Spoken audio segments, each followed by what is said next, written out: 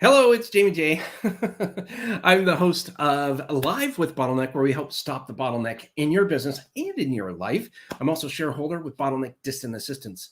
But this is not why we're here today. Today, we're here to talk to Gio Marcus about copywriting. So stay tuned as we get into this. Remember, if you want to ask a question, feel free. We are live on Facebook, YouTube, and LinkedIn Live. So feel free to participate, ask your questions, make a comment.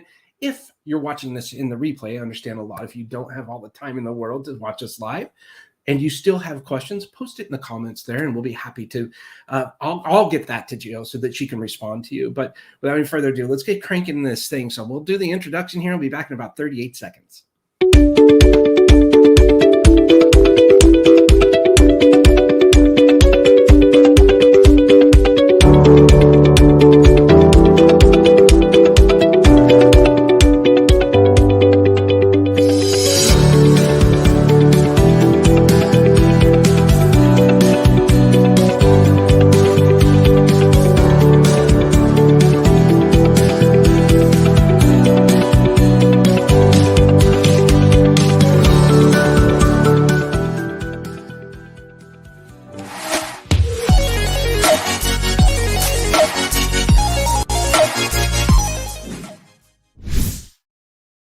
All right. Hello. My name is Jamie J. I am the host of Live with Bottleneck, where we help stop the bottleneck in your business and your life. I'm also a shareholder in Bottleneck Distant Assistance. But today we are fortunate enough to be introducing you to Gio Marcus. And by the way, I want to say one thing about copywriting.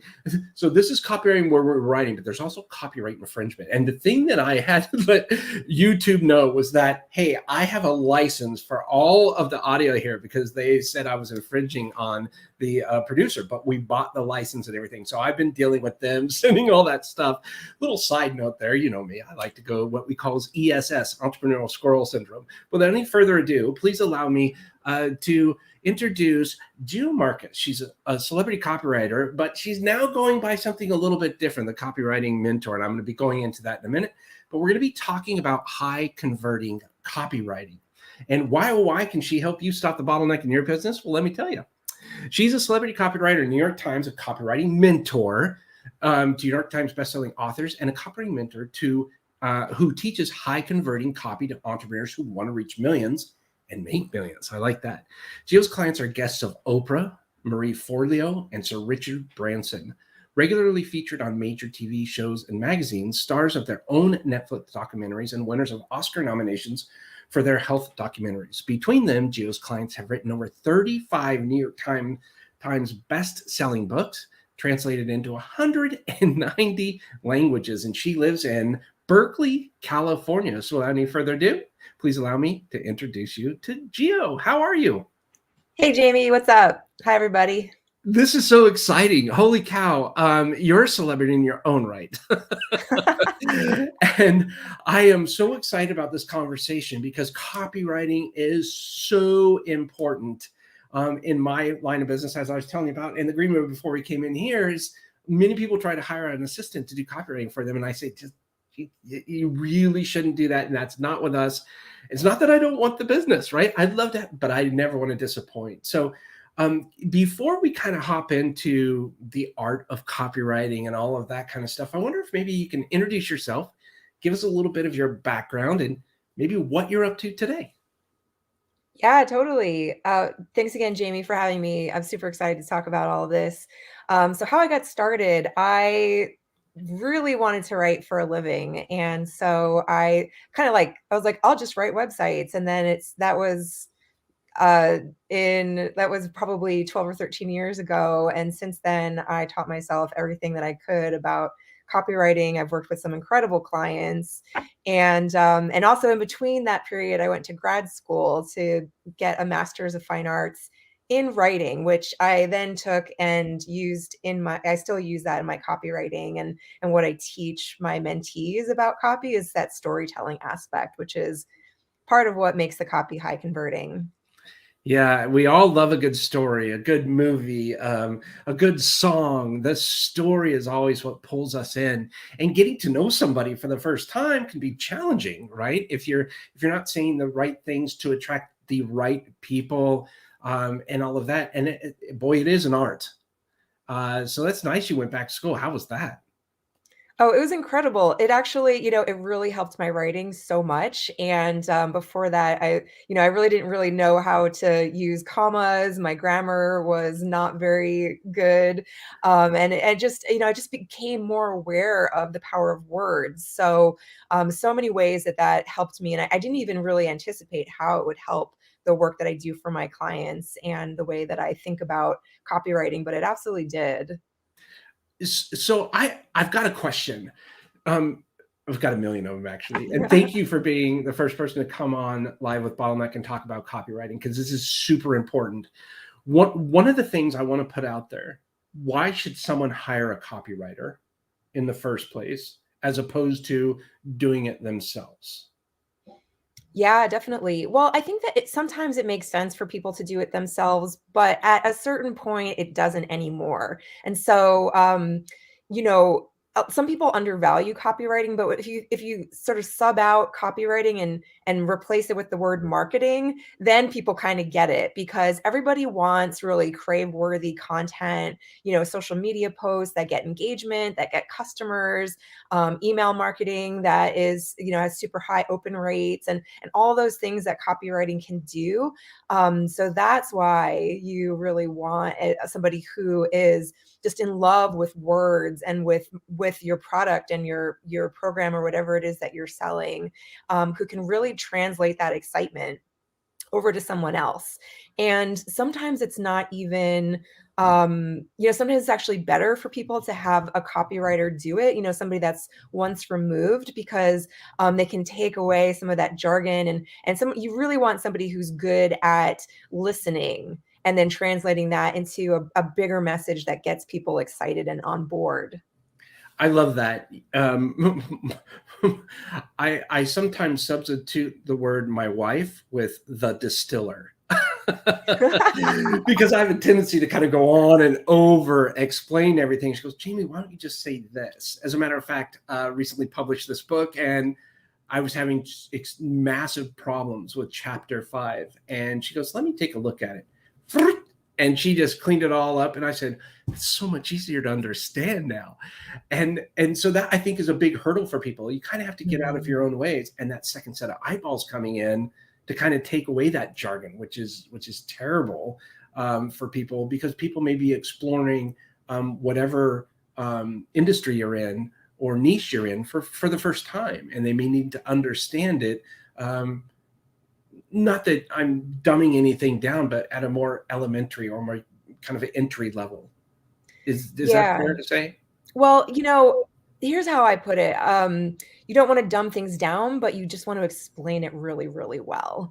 So, in some industries, it makes, super technical stuff. Like if you're doing conversion rate optimization or, like data analysis, like you're going to have some amount of jargon or lingo. But like I said, you want to explain it really well. So, a good copywriter is able to remember what it's like to not know something. Ooh. And that way they're able to really connect with readers who haven't gone on that process of discovery to get to the place where they just take what the business knows to be true and is taking for granted, and perhaps not translating that into beginner's language. That, and maybe it's not just the beginner, but it's somebody who hasn't gone on that same process of absorbing the information and understanding it in the same way. I love that. Yes. Yeah. It's not dumbing down. It's just making it easy to understand. I love that. Yeah. Yeah. I had a professor in grad school that his nickname was the Shredder, and he was pretty proud of that. And he definitely shredded some of my creative work. That's what I would call my editor. Yeah. Yeah. No, that's a good wife. If keep her around. Well, so this is interesting, because one of the biggest challenge I think a lot of us make, when I say us, I'm talking about us as small business leaders or entrepreneurs or solopreneurs. Those are the people that are listening. When I say we, I group myself in with them, is a lot of time we don't really understand who it is that we're talking to, and we try to generalize too much. At least this is my interpretation. So I should not group myself in with everybody. But for me, that's been one of the biggest struggles or challenges. I know I want to talk to people like this, but sometimes I say, but I can help out here and here and here too. So I can help out so many people. But then I think the message gets a little confused or too broad or not specific enough. And therefore, trying to be something for everyone is kind of being something for no one. Does that make sense? Definitely. Yeah. So there's a lot of pre-work that goes into understanding who that ideal person is and what their psychology is, and like what motivates them to purchase something, what dissuades them from purchasing something. The process that I go on with my clients and also my mentees is to really get behind the scenes into the hearts and minds of folks, so that you know what things they've tried before and failed. Because then you can talk about that and they're going to be like, yes, actually, how did you know? It really doesn't take much, Jamie. You can, I think part of the process is deciding who you want to serve, and then figuring out what language they use to talk about their problem and their hopes and dreams, and then reverse engineering your copy based on that, so that you're grounding the copy in language that your ideal client actually uses, right? But at some point, you do need to pick, like, who do I serve? Who do I not serve? And be okay with that. Be okay with not helping everyone in the world with every problem that they have. I had to go through that process too, where I was like, everybody would come to me and say, can you write, these 16 different types of copy? Yes. I've done it 100 million times. But then I got really specific with the kind of copy that I was wanting to do. And I had to, just write to that. And then it worked out pretty well. So yeah, that's what I would say is, like, get a little bit picky, test out the messaging. And then if it doesn't work, tweak it. And that's the really nice thing about, having all of these channels to be continuously marketing on, like social media and in your email marketing. It's pretty easy to like tweak that messaging and that copy, if it's not landing. But what I would recommend is to see what is landing and then like go towards that. Gotcha. So I don't want to forget my first thing, and maybe I can do two things so that you can remind me. Tools that you use to help with seeing what works and what doesn't. That's one. But the other one is we do have different target audience members.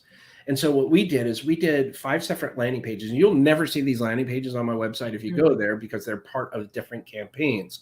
But on each of these landing pages, I actually modeled them off of actual clients that we've had. And I use this little piece of software called Otter.ai. And basically it records textually what you're saying. And so I kept getting, from these 5 different areas, very similar responses and very similar questions. And I could start seeing trends in their pain points. They were a little bit different because they're in different industries. So what we were able to do is start seeing the words pop out a little bit that they were using. And that's how we ended up building these 5 different landing pages. But my question is, do you use any good tools for that? Or how do you instruct the people that you're mentoring to kind of look for that and determine whether or not, hey, there is, and granted, I've been doing this 16 years now. So I did start off very, very small. I started off huge, but then I went very small, and it kind of morphed into these 5 different things. But I'm wondering if you can relay maybe what you do or what tools you recommend, or how people might, kind of look at that so they can really fine tune their messaging. Yeah, definitely. So there's a couple different ways to do it. One way is always to check the engagement on a social media post. Running running the stats in Facebook behind the scenes, seeing like how many people are commenting, how many people are sharing or saving your content. That's a really good indicator that really people are paying attention and care. But the Facebook comments are going to be such a really valuable place to mine for that information. Side note, in terms of the tools we use, Google Analytics, you can look at your email marketing stats, see what your open rates are, what your bounce rates are, unsubscribe rates, looking at, if you've got, and a lot of that information is built into an email service provider. If you've got a really good CRM that's mixed in there, you can use that. But those are and also sales, obviously. So ultimately, if your copy is landing, especially if it's for a live launch and not just content that you're putting out in between, then that's going to be the greatest indicator. Is like, and sometimes it's just a small tweak in a headline that can really make a difference of, even 1% to 2% can add up quite a bit when you are, launching something on an evergreen basis, or, if you've got like, 500,000 people going through that funnel. I like that. I'm a big fan of changing one thing and then split testing those. And that's where you can send both of those blog posts or whatever, send both of them out to a specific audience, paid audience or whatever. And that's a split test, but I only change one thing. How do you find out if like, so do you just send out something in the beginning and think, okay, this is pretty good copywriting, let's send it out and see how it goes? How do you know where people are falling off, or how do you know to look at it and tweak that message?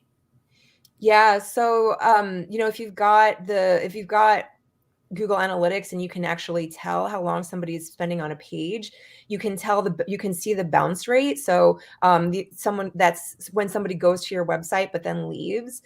So that's, those are some ways that you can do it on an actual website. And depending on the software that you're using, it can get pretty sophisticated. You can get a lot of really good analytics in there.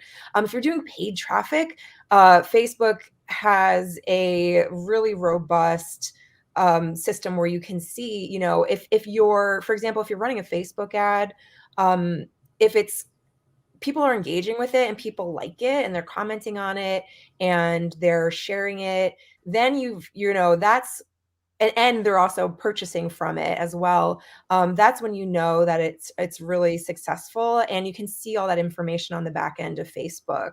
You'll get information like what's the click-through rate, like how many people are clicking on that link. You can get information about if so. Another thing about Facebook is that you will your ads will be cheaper if people are engaging with them. So that's another measure that you can use to really tell if it's working. I love it. Thank you so much for that. And as I'm scrolling through your website here, you know what I'm noticing about this? It's very easy to understand. There's not a lot of distractions. I'm gathering this was by design. Totally. I'm a huge fan of UX and user experience and making it really easy for people to read.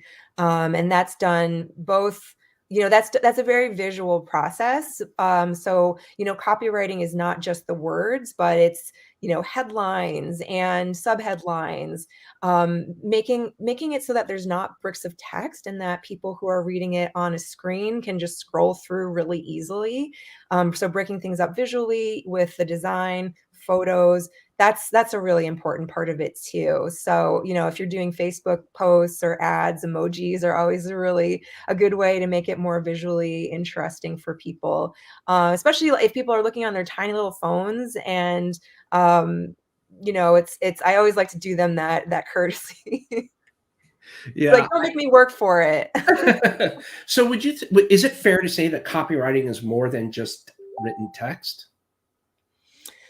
Yeah, I mean, well, you can look at it as it's the written text and it's the psychology and the avatar information that goes in, that like all the work that gets done before you even put one sentence on your computer screen or a piece of paper. So there's that concept, like the psychology of persuasion that's going on behind the scenes. And that's information that can be gathered by doing interviews with current customers. That's a really good way with like, you can do market research for potential customers. You can ask, for like Surveys. surveys are really great. So you can get that information in a variety of ways.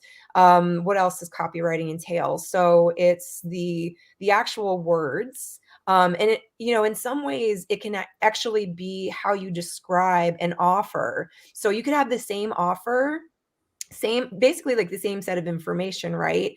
But the way that it's articulated and described is going to play a part into how successful that offer is into translating into a sale.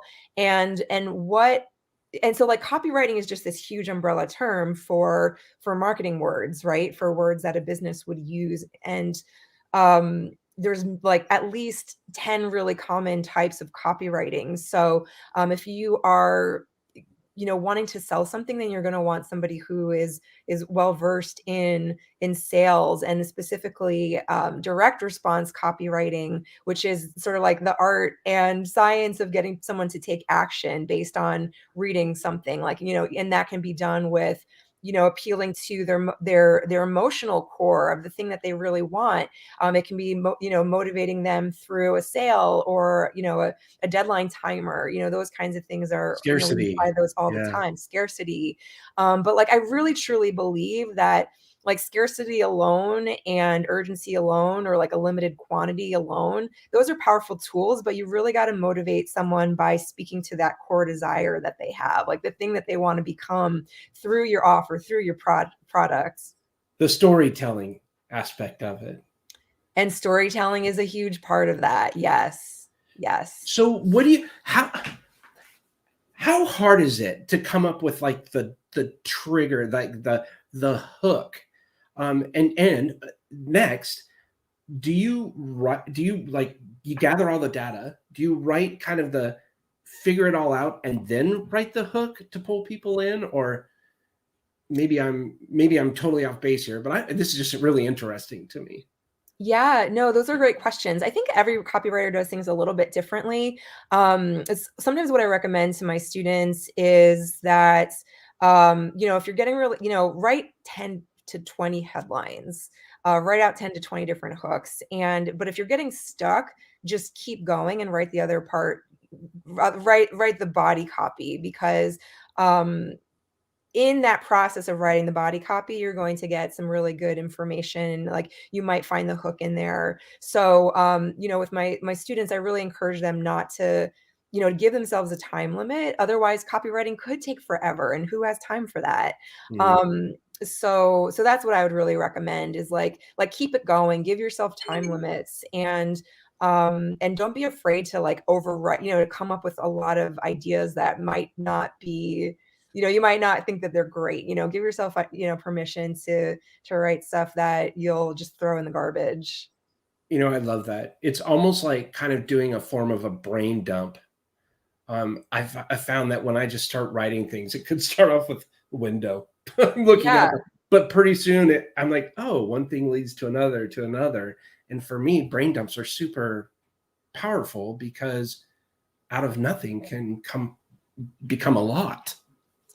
Yeah, definitely. Yeah. What do you prefer to do? Do you like to write your headlines and your hooks first, or I used to. Harder for you? I usually write like a headline or a subject line or something, but then what I'll do is I'll start writing and then I'll think, oh, that's cool. And I may research something and then I'll end up changing that headline or that thing, and eventually it seems like that's usually the first and the last thing I come to, but I'm not a copywriter. And so, yeah, I think that's maybe one of the biggest challenges. And Kelly Huckabee says the 10 to 20 headlines is a killer. Headlines are the hardest for me. Gio is the best. Much love, Kelly. Yeah, I know they are hard, but it's like, you think about the fact that of all the competing information that people, all the other social media posts or emails in somebody's inbox, it's sort of like you got one chance to get them to open it up and pay attention. So you want to make it good. And there's definitely formulas, there's like, copywriting has been around for a really, really, hundreds of years, right? And so there's kind of tried and true things that we know how to do, and we can like pull on. And sometimes what I like to do actually is go to like really old advertisements that worked for a really, they have the long running ads, and see what were the headlines that they used, and sort of dissect it. Like, why did that work? And why does that have this sort of like really compelling emotional appeal that people can't help but like open it up, and really, just being a student. I also encourage my students to pay attention to like how they respond to things, because while this tried and true copywriting info is really helpful, it's also really good to have your finger on the pulse of what's working right now. So that's, and it's like how you respond to marketing stuff. Like, how are you a consumer? So I used to, like, for my copywriting clients, I would ask them how, like, what, that's why I would ask them, like, what dissuades you from buying something? Because while, you might not be your ideal client, there's definitely valuable insight into your own behaviors that you can really understand, how other people might interact with the copy that you have. I love that. That's great advice. I think so for people that really have a passion for writing and for really figuring those things out and seeing like, oh man, this it's working a little bit better. I'm not where I want, but a little bit better. People that are going through, people that are really interested in that, these are good people to reach out to you, correct? Because you could help Yeah. them kind of maybe get there. Yeah, people who already love writing, and like you have a really good idea, and sometimes it's just a little bit of, you have a little bit of trouble getting to the point where it's like coming out, you're articulating it, you're getting good responses in the form of engagement or sales. I think that there's really a certain point where people might be their own best copywriter because they've got those stories, they have the passion, they really understand the product. It can be a little bit tricky sometimes to find someone who cares as much about you, especially, in those, like, when your business is still growing. I think that then there comes a time where you do want to hand it off to somebody else. But I really encourage business owners to understand what good copywriting is, and before they just farm it out to somebody, because otherwise you don't know how to give that person feedback. You don't know how to like read the Yes. first draft and be like, this is terrible, or like, this is not going to work, and here's why. Or, and I don't know, like, I like to have an open mind with stuff, especially if it's, I'm not familiar with a brand.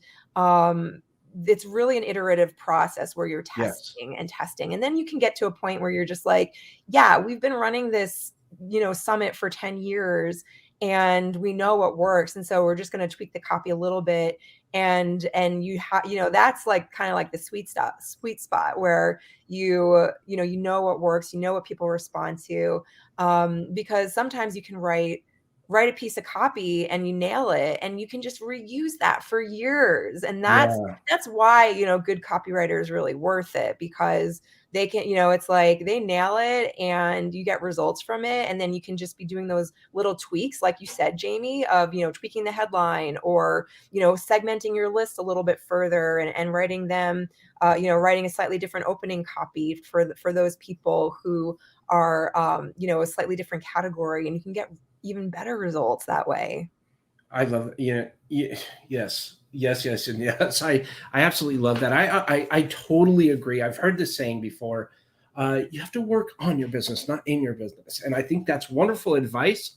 Once you achieve a certain amount of success, and you have some basic foundations that you're working with, but I think it's really important to be there working in your business. Learn Mhm. about your clients, talk to them, engage with them, get feedback from them, and really learn about them, because you're going to need that if you're really going to be able to help them in the long run.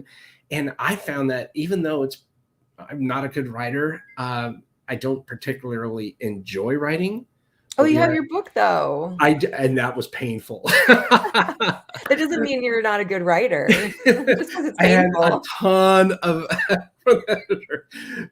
but the what I was getting at was that I'm so passionate about seeing people improve their lives, personally, business, Like, that's my end goal. I want to hear those success stories of, you know what, I went on vacation for a month and came back and my business is still doing awesome. Like, that's, we're affecting them. They're hiring more people are getting work. Like, that's my passion. So I will go ahead and push through the writing that I'm not super passionate about, but I'll do that and I'll learn about my clients because I know the end result is what I'm truly passionate about that. And so I think if people can look at it from that perspective, knowing that if you're really passionate about what it is you're doing, 75, 80% of the time, that 25, 20% of the time where it is a little bit challenging, you're doing something that you're not really passionate about, it still gives you the motivation to get through that so that you can see those end results. And that was kind of how I feel. And then that goes for copywriting. I had to write out a bunch of stuff in the beginning, our target market and our avatars, and try to define those to the best of my ability. But it wasn't until a copywriter came in and just went, oh, look, this and that. Have you thought, oh my gosh, that's so much better. So that's kind of what I'm talking about there, that spending your time in your own business, but when you're ready to level it up and take it to that next level, that's when I would look to exploring, a good copywriter. Yeah. Yeah, that makes a lot of sense. Like, you can get pretty far on your own, but if it's not your zone of genius, a business is going to have a lot of copy. And so it is really good to seek out somebody who is both a good copywriter and also has a natural interest in what you're doing. It just makes so much sense, right? But a lot of times I see people who are, they're working with a copywriter who's not familiar with their industry. For me, in my copywriting days, I had this natural interest in health. And at one point I was like, maybe I should go back to school to be a naturopath. But what I did in my copywriting career was find clients who had an avatar, like an ideal customer that I was familiar with, because like I had some health issues that I had to overcome. And so I really understood the pain points and that desire of wanting to feel better. And so like that way I was able to go in, find these clients who were total experts in their area, and then be able to take their expertise and put that into something that was client facing, that the clients would understand and respond to, or the readers, the audience. So that's what I would recommend for people who are interested in finding another copywriter. And like, hey, if you absolutely hate writing copy, don't do it. Like that's I would just, it's like, try, like give it a really good try, maybe take some courses or do something, perhaps work with another, copywriter as a collaborator, like you said, Reach out to you. strategist, somebody who can like help you make it not as painful. I feel like so many people just struggle over copy, and it doesn't have to be that way. It can actually be this really joyous thing. The other really cool thing that I'll say is that if you hate the actual process of writing, then another option, and you like talking, if you're a verbal processor, do that. You mentioned Otter, and that's a fantastic tool. Just record yourself talking, and then you've got like the bones of copy, and you can give that to a copywriter or somebody else on your team who is like, who you're training up to write copy, and who maybe you're like putting them through some courses, or something like that, because sometimes you have people on your team who would just be really good at it, and they've got that loyalty to the team. So that's a good place to start too, if you're dipping your toes into it. But like, yeah, I got a lot of people over the years just saying, can you fix this? We went to a copywriter and we hate it. They didn't get my brand voice, it's not converting, that kind of thing. So when you find a good copywriter, hold on to them, because they're so valuable. They can do so much for your business. They can make you a ton of money and like build the brand that you really want. Well, Treat them well. Thank you. You're right, because it's not easy. You really have to find somebody that really enjoys what you're doing. Like, they have to have that inspiration, almost as much as you, the person that's running the deal there. So I have a comment here from Kelly. She says, a little side note. Jamie, are you using vMix? No, I'm using StreamYard. StreamYard is awesome. Highly recommend it. It's a lot of fun and super easy to use. So StreamYard is what we're using for our live stream. Gio, I have a question. We're getting close to our time to wrap up here, and I want to respect what you have to do. You probably have a lot of copywriting going on. So I'm a big fan of Tom Bodett. Everybody knows Tom Bodett. Do you know who Tom Bodett is? I actually don't. I'm so embarrassed. Well, you will probably know me. this. You will probably know this. He talks about a motel, and he always ends it. Come on in. We'll leave the light on for you. The Motel 6, right? Yeah, so he yeah. wrote so he's a really good copywriter, and that's kind of what he's known for. You can Google the Motel 6 guy, right? And he'll pop up. But that's how powerful those hooks are and the copywriting is. Do you have a favorite hook or something like that that you've written for one of your clients that was just super memorable, and now maybe they use that as their hook or, their slogan? Oh, that's a good question. So I remember one that was really successful that I loved. It was, and I'll say this, like, I am more of a long form copywriter than like a slogan writer. So I don't actually write those, but I can tell you a little bit about a headline that I wrote that was like, it was like a 40% jump in conversions.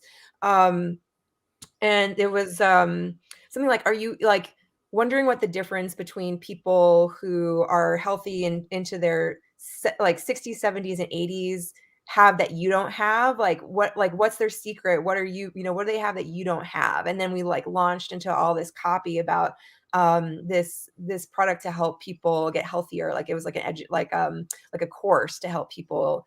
And so that just like having people be able to like that's like a really powerful question that people actually think. It's like they see other people who are super healthy, they want that, and like they're wondering what their secret is. They're wondering what the thing that is going to make the difference for them. It's like, are they missing something? Is there something that they never learned that they need to do? Are they confused about eating this food versus this food? Because there's a lot of like marketing about health food, and all these online blogs love to get clicks by stirring up controversy, right? So that was just a really, I can't remember what the headline before was, but it wasn't working anywhere near as well as that. So so that was a cool recent one that we did, and I think it was an opt-in page that was converting at something like 60% or something incredible. Wow. Well, that's fantastic. The reason I asked that is because long form, whatever slogans that you said, there's different levels of copywriters. It's really important to try and tap into the mindset of whom it is that you're talking with, or sharing information to maybe stop a pain or improve their life or do whatever it may be. We recently watched a commercial, I think it was on Netflix or something, and it was for some dog food or something like that. And we have a dog. And they went through this and they were talking, and then you see the little tennis ball roll underneath the couch, and the lady bent down and pulled it out. And my wife and I both looked at each other. We said, that's us. Like, the tennis ball rolls under there, and he's sitting there scratching, trying to get to it. And we just little things like that help you align with that brand. And I just thank you for sharing that, because I think it's important that it's a good lesson for people to know that potentially want to write better copy. Yeah, it's kind of like, have you seen that thing going around on social media? It's like, tell me you're from Detroit without saying you're from Detroit, and it's like, it's or whatever. And what I love about that slogan, leave the light on, it's like, tell me you're cozy without telling me you're cozy. Tell me this is going to be a place that's comfortable and that feels like home, and you're not going to feel disoriented when you wake up because you're like, yeah, you won't be a stranger. Yeah. I love that. Well, so how do people get in touch with you, Gio? Yeah, you can go to my website. It's giomarcus.com. Find me over there. You can, I've got a really cool guide that I created on 5 copy tips for a high converting sales page. You can enter in your info and get that.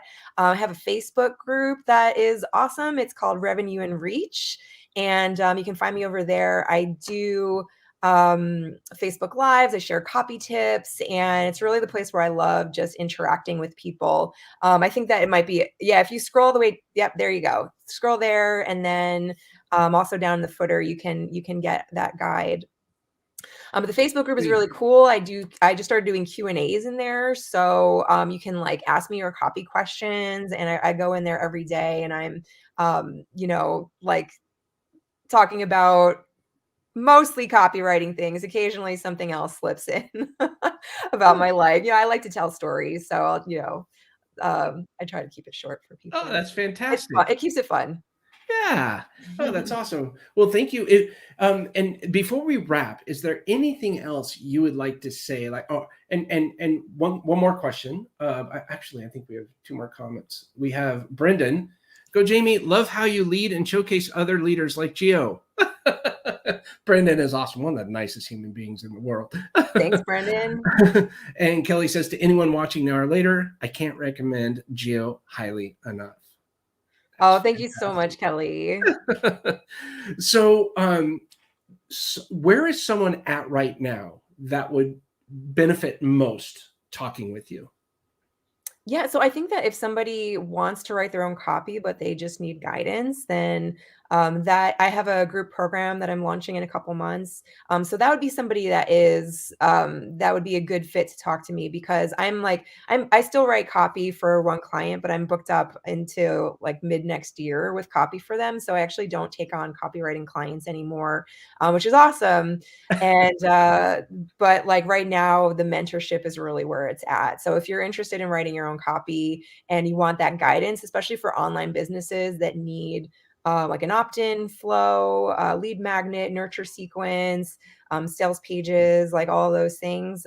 Those are things I love to teach, both like the sales part and the really yummy nurture content. So those are some ways that we could work together, and it would be so awesome. Oh, well, thank you for sharing that. That'll give everybody a really good idea of where they can go. And so you're on Facebook. You can go check out the website at giomarcus.com.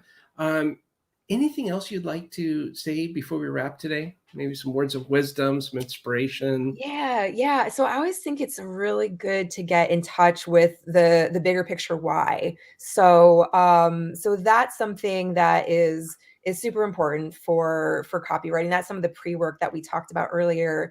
And like the more that you can connect with that big picture why for both your business and the clients, like where where the values overlap, and speak to that, that's going to really create that emotional connection that people are looking for. And so that's definitely a really great book is called Start With Why by Simon Sinek.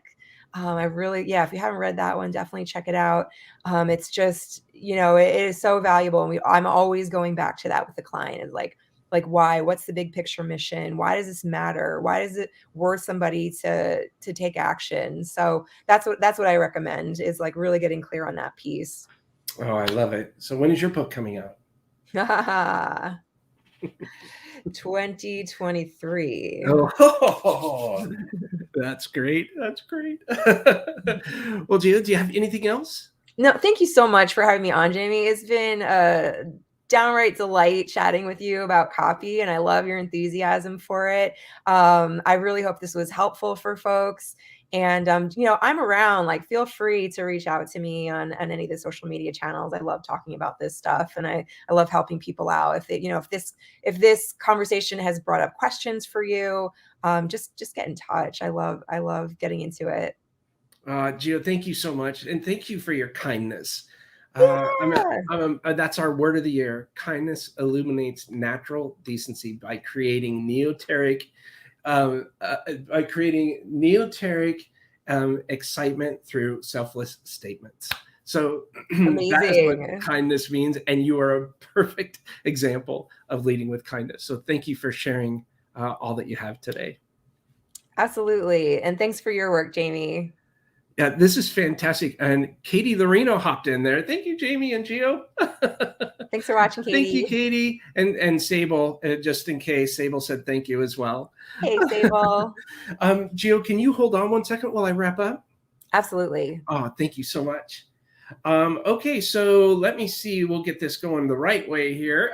Thank you for tuning in. A wonderful conversation with Gio. Copywriting is so instrumental in sharing the message to the right people in the right way and telling that story. The better storytelling that you can offer, the more engaged someone gets, not only with you, your brand, your process, but you'll find that you'll start aligning. Have you ever gotten clients before they just were not the right clients? That has a lot to do with the copy and the copywriting, that story that you want to share with people. So do your research. And if you really want to try and figure this thing out and become a better copywriter, please go to GioMarcus.com, reach out to her. And fill out the form there so that you can start learning how to become a better copywriter. I highly encourage it. And Gio seems such a bright, very approachable. You could ask any question. I felt very comfortable talking with her today, so I encourage you to reach out. If you'd like to see more videos like this live stream today, you can learn more by going to Bottleneck.Online/BTV to learn how to break through the bottleneck in your business or the bottleneck in your life. And BTV stands for Bottleneck Television. Again, the new book, Quit Repeating Yourself, How Today's Leaders Are Using Systems and Processes to Grow Their Business the Right Way. Thank you to New Degree Press for publishing this book. You can buy it anywhere that books are sold. And if you missed the previous episode, I talked with Gerard Norman. He's the CEO of Gerard Marketing. And we talked how to hire employees that work 24/7 and 365 days per year. Because you know what he does? He does a great job of paid advertising. He's really, really wonderful person, very kind-hearted, much in the same way that Gio is. So if you missed that one, go ahead and check that out. And coming soon to your earbuds, we're going to be talking to Alicia Ramsdell. She's the founder and CEO of Mindful Career Path. We're going to be talking about your biggest success comes from an internal source. That's coming Tuesday, September 21st at 2 p.m. Central. Again, I want to thank you so much for tuning in. Thank you to Gio Marcus. That was a wonderful conversation.